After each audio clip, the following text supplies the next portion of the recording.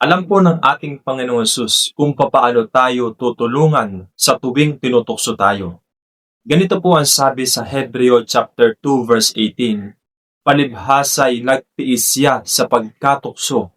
Siya'y makasasaklolo sa mga tinutukso. Sapagkat tayo po ay mayroong isang pinakapunong pari. Siya po ay ang ating Panginoong Hesus na marunong makiramay sa ating mga kahinaan. Siya po ay tinukso sa lahat ng paraan. Gaya rin naman natin, gayon may walang kasalanan. Hindi po siya nakagawa ng kahit malaki o maliit na kasalanan. Sa panahon po ngayon ay napakaraming mga tukso ang ginagawa ni Satanas.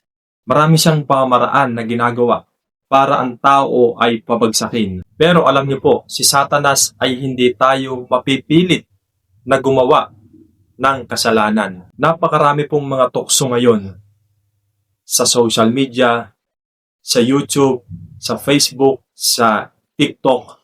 Makakakita kayo dyan ng mga malalaswang mga panoorin. Kaya mga magulang, atin pong bantayan ang ating mga anak. At upang sila ay hindi mapahiwalay sa Diyos. At isa pa, mga tukso sa babae para tayo ay mag-commit ng adultery and fornication. Ito po ay hindi nakalulugod sa Panginoon. Kaya ang ating pong dapat gawin ay lumapit sa Panginoon.